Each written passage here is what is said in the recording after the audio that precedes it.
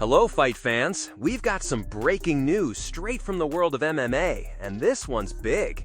Dana White has officially announced that the UFC's special White House event will be broadcast live on CBS this July 4th. There is talk of a July 4th Go ahead. fight.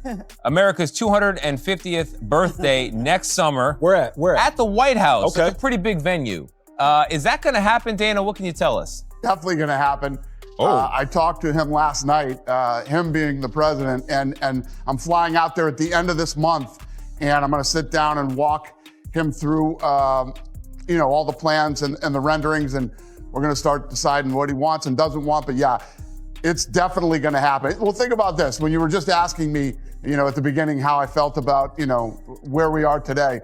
July 4th, 250th birthday of the United States of America, live on CBS from the White House. Well, so, listen, yeah. Tom Aspinall says he's not interested in facing Jon Jones at the White House event, raising questions about why he's passing on such a high-profile opportunity.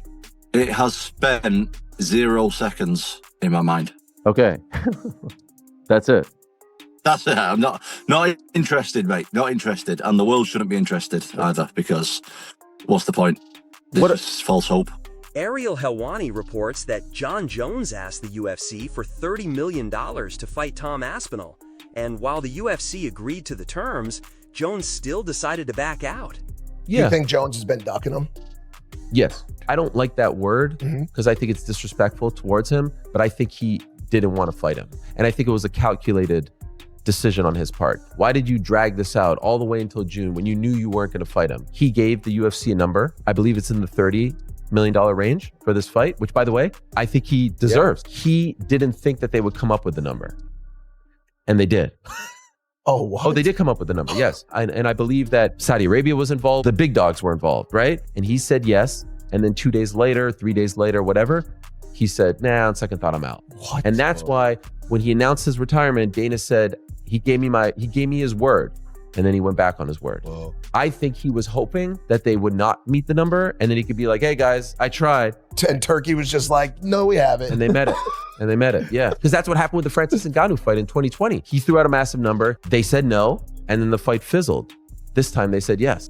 Dana White says the UFC's PPV model isn't completely dead, explaining that even with the new broadcast rights agreement with Paramount, there's still a possibility it could return under the right circumstances.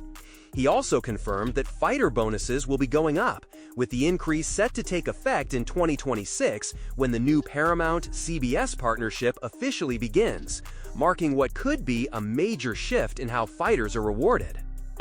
Big news for the UFC. I guess, can you just tell us kind of what this landmark deal means to you and where this will take the UFC over the course of this 7 years? Yeah, I say this to you guys all the time too. How do we beat last year? And it's always trying to go to the next level. And obviously, this TV deal is massive and a big deal. There's still a lot more to it that you guys all don't know. But now it's about, you always have to prove yourself.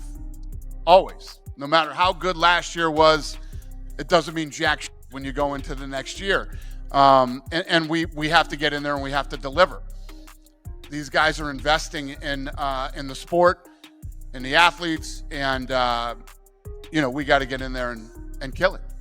So we got a lot of hard work to do over the next several months. Already coordinating now to get the teams together, everybody start to meet each other, and start to game plan for January. The decision to largely shy away from pay-per-view, I know you said it may still be on the table, but stay over. I mean, how difficult of a decision was that to make? It's not that it's on the table. I mean, the whole thing started going out. Pay-per-view's dead. Pay-per-view's not dead. We're on pay-per-view on Saturday. And the pay-per-view business is still very much alive and well. But, we were talking about potential pay-per-view with other streaming partners that we were talking to in the deal, but just not in this one. And who knows what could happen? The beautiful thing about this business is every year something happens that I don't see coming. A fight that you never thought would happen, or who knows? I mean, now, we're doing boxing and we're doing MMA. Who knows what could happen, and anything could be a pay-per-view. Something could be a pay-per-view still. Does this require like massive restructuring of like fighter pay? I mean, they used to be pay-per-view partners with you, right? Now what's the carrot or the encouragement to be the superstar? It's not massive restructuring. We got a bunch of smart kids over there that work in the accounting department to figure out how to, how to make all this stuff work. But it's so good for the fighters. And what I loved about being with, one company that made such a big investment in us is they're all in with us. So, the fighters are going to get tons of promotion, built by all these different unbelievable networks that these guys own. And, these are aggressive, smart guys that are going to build a big media company. Yeah. Do you know what the cards are going to look like? I mean, now that you no longer have to sell a pay-per-view, does that mean you don't necessarily have to stack the numbered events so deep and you spread the roster a little bit? That's not the way I think. We're going to go in to this Paramount deal, guns a-blazing, and no, that's not the way I think. I don't go, let's water it down now. We don't have to. Exact opposite. Rising costs of pay-per-view a factor in your decision to maybe move away from that model? So whatever happens with our partner, when we go in and we do a new deal, we were with Spike TV, then we went with Fox, ESPN, and now Paramount. All of these guys have different objectives and goals, that they want to do with their property over the next several years. Whatever it is, we are aligned, and we get in, we roll up our sleeves, and we do what needs to be done. If it was going to be pay-per-view, it was going to be pay-per-view. If it was going to be subscription. With the model that you have now with Paramount, does that mean we can do numbered events in other countries prime time locally? So, for example, the Manchester event, could you now do that at prime time in the UK? All that stuff still needs to be worked out. Okay. And then the fighter pay stuff, obviously that's going to go up and the fighters are going to get money. Do you guys look at that as a case-by-case contractual basis with each fighter? Or what's the question? I'm getting there. Do you look at it case-by-case with each fighter, or do you go, right, we're going to What was the first part of the question? Fighter pay. Fighter pay. Yeah. So do you look at it as like case-by-case on each fighter, or do you go, right, we're just going to up the base pay and maybe up the bonuses? How do you sort of figure out the fighter pay rising?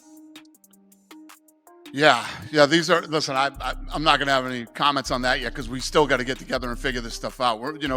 It's August. We have till January to figure all that stuff. But, the low-hanging fruit that's easy to answer, bonuses are obviously going up. So, that'll be big. And just forget about the tide rising with all the other fighters.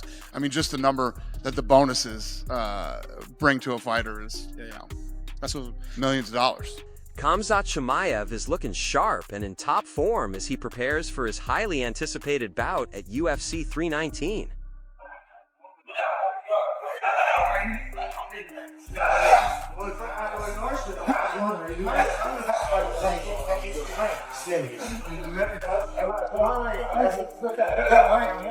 Dricus Duplexus might have just invented a new way to help people fall asleep faster by playfully putting someone in a chokehold.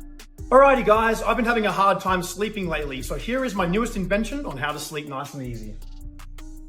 Once upon a time, there was a little boy from Australia.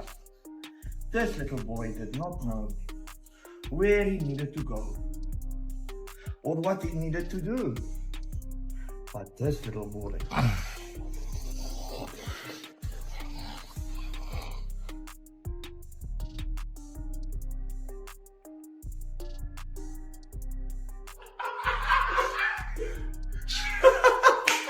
Brendan Schaub claims the UFC moved away from the pay-per-view model because they no longer want to focus on building individual superstars. UFC signs a $7.7 billion, that's with a B, y'all, $7.7 billion broadcast deal with Paramount. Pay-per-view model will end in 2026. Because the UFC, when they had a pay-per-view model, were forced to build stars in order to get money based off pay-per-view. They got rid of that model because they're done building stars. Those days are done. It's not good. None of this is good. It's good for Dana. It's good for TKO. It's good for the shareholders. This is all bad for the fighters in every facet. Now you might say, well, they're going to get more exposure being on Paramount Plus and people don't have to pay for it. You're right. But remember, more exposure doesn't mean more money. And now we're here. And they've doubled their revenue. But the fighters are getting paid exactly the fucking same. Okay. Okay.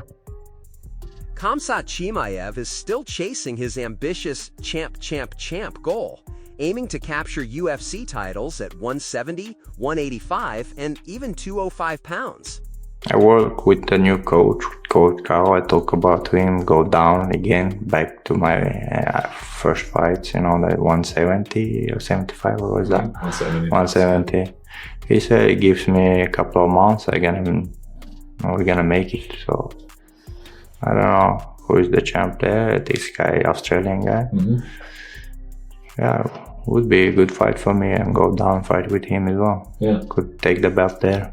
And if I go up and there is Ankalaev and his name, Alex Pereira, they are fighting now. Who is winning can fight for that belt as well. So, yeah. That's all for today's fight news, folks. If you enjoyed the update, make sure to hit that like button, subscribe to the channel, and turn on notifications so you never miss a big UFC moment.